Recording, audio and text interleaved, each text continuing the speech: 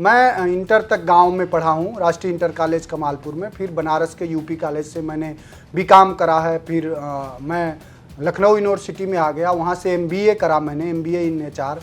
फिर इसके बाद मैंने वहाँ से एमफिल करा। एमफिल के बाद मैंने एक कोर्स करा, post graduate diploma social duties and human rights.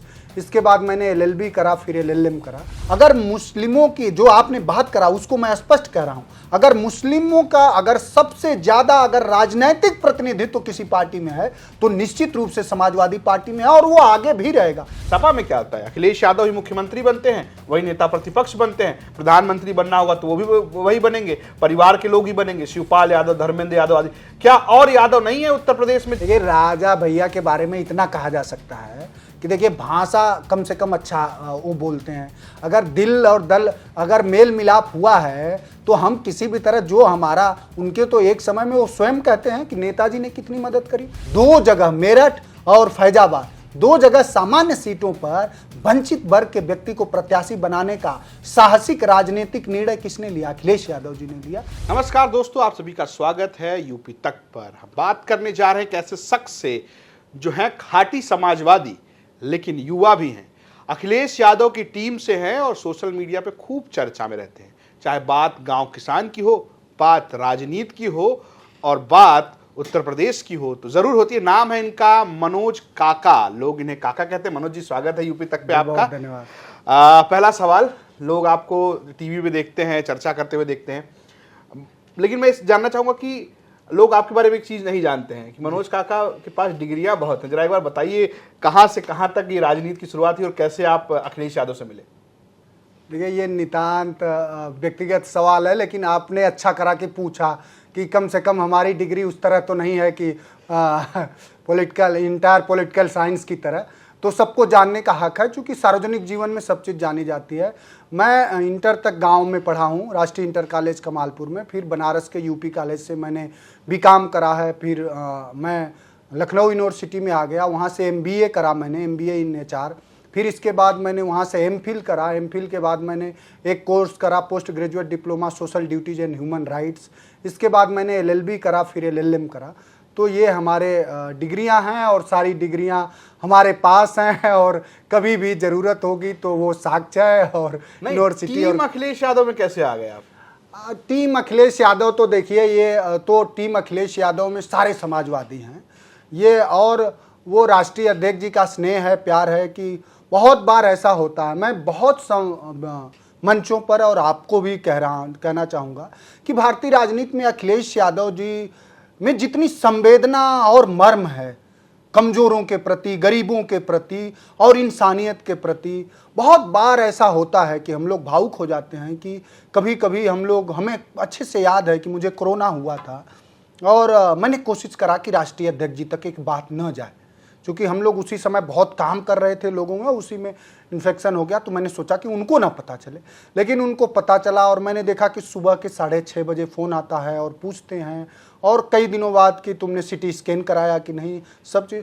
तो जो अपने वर्कर के प्रति और किसी के भी प्रति, कोई भी हम लोगों ने किसी का भी जाति धर्म और किसी भी संप्रदाय की कभी बात कही होगी तो उन्होंने एक बात हमेशा कहा होगा, मदद करना, उसकी मदद करना, कैसे होगा, पूछना। तो इस तरह से, और आप जैसे भाइयों ने सबने जो बढ़ाया होगा, तो ऐसे ही टीम में आया। और टीम का क्या सवाल है, हम लोग उनके वर्कर हैं और पूरे समाजवादी पार्टी का समस्त कार्यकर्ता। और जो उत्तर प्रदेश में प्रचंड जीत मिली है, अगर आप भी मानवता की, इंसानियत के, पंथ निरपेक्षता के अगर वाहक हैं तो आप भी टीम अखिलेश हैं। तो एक सवाल अब ये है, चूंकि आप बात कर रहे हैं अखिलेश यादव की, जीत बड़ी मिली है आपको उत्तर प्रदेश में, 37 सांसदों के साथ आप उत्तर प्रदेश की सबसे बड़ी पार्टी हैं, लार्जेस्ट पार्टी यूपी, और अगर आप पूरे देश की बात करेंगे तो तीसरे नंबर पे हैं लोकसभा चुनाव में। लेकिन एक आरोप है, आरोप ये है जो कि मुसलमानों को प्रतिनिधित्व नहीं दे रहे हैं आप लोग, बड़े कम सांसद दिए हैं, यादवों को नहीं दे रहे। यादव मतलब सिर्फ यादव परिवार, और कहने वाले कह रहे हैं कि ये तो सिर्फ अब दरी बिछाने के लिए बचे हैं। अब देखिए, आप जैसा प्रबुद्ध व्यक्ति जो सब तरह के आंकड़े रखता हो, भारतीय जनता पार्टी से ये सवाल आपको करना चाहिए कि इतनी बड़ी पार्टी है जो कहती है कि दुनिया की सबसे बड़े पार्टी है, लेकिन नागरिकता के तौर पर तो 140 करोड़ जनमानस आपका है, उसमें एक वर्ग को जिसकी आबादी 20% है उसको एक भी 0.1% का भी प्रतिनिधित्व नहीं है। अगर मुस्लिमों की जो आपने बात करा उसको मैं स्पष्ट कह रहा हूं, अगर मुस्लिमों का अगर सबसे ज्यादा अगर राजनैतिक प्रतिनिधित्व किसी पार्टी में है तो निश्चित रूप से समाजवादी पार्टी में है, और वो आगे भी रहेगा। सबसे ज्यादा विधायक हैं हमारे और आज के डेट में सबसे ज्यादा सांसद हैं हमारे। आप आंकड़े देखेंगे तो 4-4 सांसद हैं हमारे, विधायक हमारे 30 से ऊपर हैं। तो हम उनको हर तरह की हिस्सेदारी दे। दूसरी बात आपने यादव कम्युनिटी पे की, हमारे राष्ट्रीय अध्यक्ष जी यादव हैं, तो हाथी के पांव में सबका पांव होता है, और हमारे कई सारे विधायक हैं। बीजेपी के लोग ये कहते हैं कि हम तो मोहन यादव भी हैं हमारे यहाँ, जिनको मुख्यमंत्री बनाते हैं, हम भूपेंद्र यादव हैं उनको मंत्री बनाते हैं। जी, सपा में क्या होता है, अखिलेश यादव ही मुख्यमंत्री बनते हैं, वही नेता प्रतिपक्ष बनते हैं, प्रधानमंत्री बनना होगा तो वो भी वही बनेंगे, परिवार के लोग ही बनेंगे, शिवपाल यादव, धर्मेंद्र यादव आदि। क्या और यादव नहीं है उत्तर प्रदेश में जिनको अभी आपने उत्तर प्रदेश में देखा है कि श्यामलाल पाल जी को प्रदेश अध्यक्ष बनाया गया, आपने देखा होगा।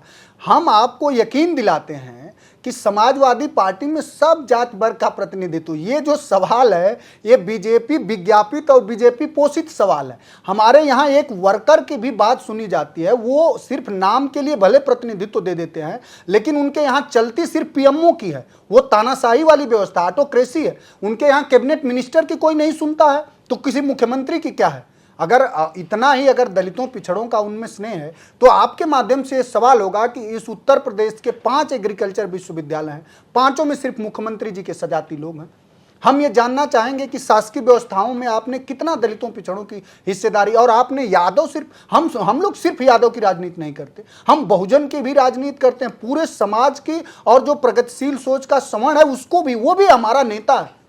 हम किसी जात वर्ग के, हमारा माननीय अखिलेश यादव जी का जो पीडीए की अवधारणा है, वो पीडीए की अवधारणा एक आदर्श समाज बनाने की है कि किस तरह से एक ऐसा आदर्श समाज बने जिसमें किसी तरह का भेदभाव ना हो, जिसमें इस तरह हो कि जिस तरह सूर्य की रोशनी सबको मिलती है, जिस तरह समुद्र का पानी सबके लिए है, उस तरह का एक आदर्श समाज वो बनाना चाहते हैं। और ये तो बीजेपी कहती है कि हम किसी जात वर्ग के पार्टी। फूलन देवी को न्याय किसने दिया, ये सवाल है। हमारे सांसद, हम जिस जनपद से आते हैं, हमारे सांसद वीरेंद्र सिंह जी हैं, राजपूत जाति से। तो आपने राजपूतों की बात छेड़ी है जी।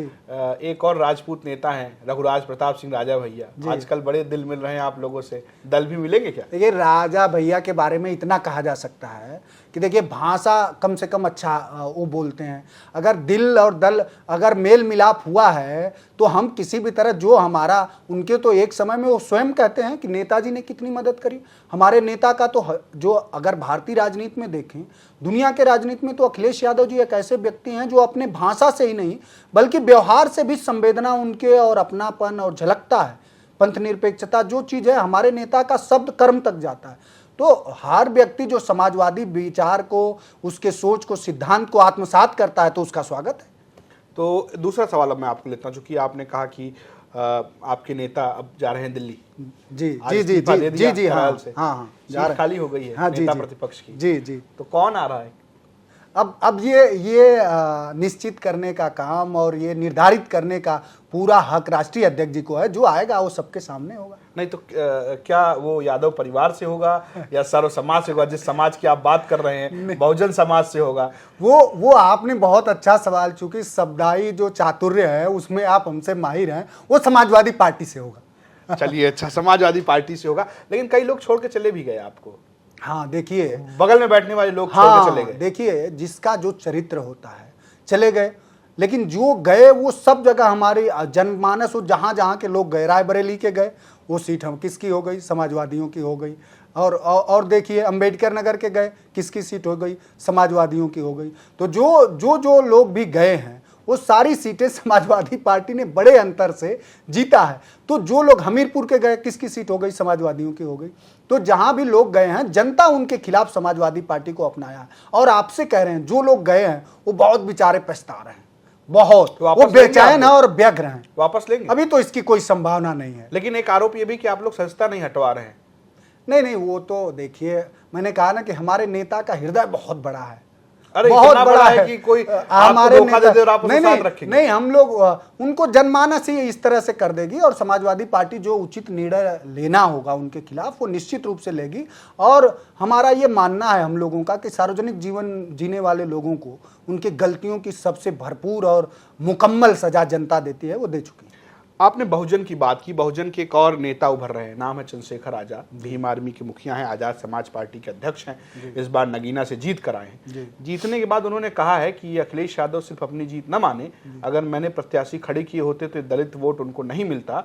और जिस तरीके से उन्होंने आरोप लगाया, उनका आरोप यह है कि अखिलेश यादव जो है, और चुनाव में भी उन्होंने कहा कि वो नहीं चाहते हैं कि हम जैसे लोग जो तमाम संघर्षों के बाद आते हैं ऊपर उठे। क्या कहेंगे आप चंद्रशेखर? देखिए, बहुत सारी एक तो उनके जीत पर उनको हम बधाई और देना चाहेंगे, और दूसरी बात जो हमारे नेता के करेंगे, तो हमारे नेता ने, मैंने कहा तो कि मैं खुद उनका एक वर्कर होकर के, और उसी चंदौली में अनेकों जगह, चंदौली, बनारस, पूर्वांचल में हम लोग अनेकों जगह दलितों के मुद्दे पर आपको लड़ते दिखे होंगे, जेल गए हैं हम लोग, मुकदमे हुए हैं उनके मुद्दे पे हम लोगों के साथ। तो राष्ट्रीय अध्यक्ष जी स्वयं, और इस देश में कौन ऐसा नेता है बताइए ना कि सामान्य सीटों पर, अगर इस भारतीय राजनीति के इतिहास में 2 जगह, मेरठ और फैजाबाद, 2 जगह सामान्य सीटों पर वंचित वर्ग के व्यक्ति को प्रत्याशी बनाने का साहसिक राजनीतिक निर्णय किसने लिया? अखिलेश यादव जी ने लिया। तो हमारे नेता की जो अवधारणा ही पीढ़ी है, जो तो चाहते हैं, हमारे यहाँ भी बहुत सारे नेता हैं, तो पहले तो हम अपने लोग को, जो हमारे विचारधारा के साथ, जो हमारे नेता के साथ संबद्ध हैं, उनकी हिस्सेदारी हम तय करना चाहते हैं। किसी पर कोई कमेंट नहीं है, उनकी अपनी राजनीति, और हम ये मानते हैं कि सभी जात वर्ग के और दलित। तो गठबंधन में आएंगे क्या वो? अब ये निर्णय राष्ट्रीय अध्यक्ष जी लेंगे, आप समझ ही रहे होंगे, इस पर हम तो नहीं। अच्छा चलिए, एक और बात है, ये आखिरी सवाल है। कांग्रेस आपके साथ रही, राहुल गांधी अखिलेश यादव की जोड़ी की खूब चर्चा रही, चुनाव खत्म हो गए, 2027 की है। कांग्रेस के नेता ये कह रहे हैं कि हम चाहते हैं गठबंधन बना रहे, आप क्या चाहते हैं व्यक्तिगत तौर पे? मैं नहीं कह रहा, चलिए आप नहीं, व्यक्तिगत तौर पे तो देखिए, हमारी पार्टी तो पहले आप जान ही रहे हैं, पूरा सरकार बनाए हैं 2012 में। अभी भी हमारी क्या हैसियत है, अगर विधानसभा भी देख लें तो हर विधानसभाओं में हम तो ये मानते हैं, मैं तो ये मानता हूं कि समाजवादी पार्टी आने वाले समय में एक जनमानस के मुद्दा और सवालों के साथ, किसान के, माताओं के, बहनों के, पेपर लीक होते हुए युवाओं के सवाल को लेकर के समाजवादी पार्टी 2027 में एक ऐतिहासिक जीत आपको दिखेगी। नहीं तो गठबंधन में रहोगी या इंडिया ब्लॉक की जीत होगी, समाजवादी पार्टी की जीत? नहीं, ये हम आप सबकी जीत होगी, मानवता की जीत होगी। आप घुमा रहे हैं? नहीं, घुमा नहीं रहा हूं, सच कह रहा हूं कि समाजवादी पार्टी और हम लोग जो जीते हैं, आपसे स्वयं मैं कह रहा हूं, क्योंकि आपको तो हम लोग सुनते रहते हैं आपके मंच, हम लोग इसको जिम्मेदारी समझ रहे हैं, हम लोग कोई उत्सव नहीं मना रहे। हमारा ये संकल्प है, और पीडीए की जो अवधारणा है, और जो संविधान की, जो बाबा साहब की, जो डॉक्टर लोहिया की, जो पूज्य गांधी के ग्राम स्वराज की अवधारणा है, उसके प्रति समाजवादियों की प्रतिबद्धता है। और 2027 में ऐतिहासिक जीत होगी समाजवाद, ऐतिहासिक, आपसे कह रहे हैं। तो ये देखिए, मनोज जी ये कह रहे हैं कि 2027 में ऐतिहासिक जीत होगी। तो फिलहाल मनोज जी, बातचीत में बहुत मजा आया, शुक्रिया आपका। एक रिक्वेस्ट है कि यूपी तक के दर्शकों से आपसे कहना होगा कि जो आपके लोग देख रहे हैं कि इसको सब्सक्राइब कर लें। यूपी तक के दर्शकों से और जो साथी सोशल मीडिया पर हैं, और जो पढ़ने लिखने वाले छात्र हैं, सबसे मैं गुजारिश और एक निवेदन करूंगा कि अगर आपको अकादमिक जगत की भी कोई सूचना चाहिए, सच क्या है, अगर ये देखना हो तो यूपी तक को सब्सक्राइब जरूर कर लीजिए। तो बिल्कुल, आप सबका बहुत धन्यवाद। तो मनोज जी शुक्रिया, और आप सभी से एक गुजारिश है कि देखते रहिए यूपी तक। हम ऐसे ही लगातार नए नए शख्सियत से बातचीत करते रहेंगे। नमस्कार।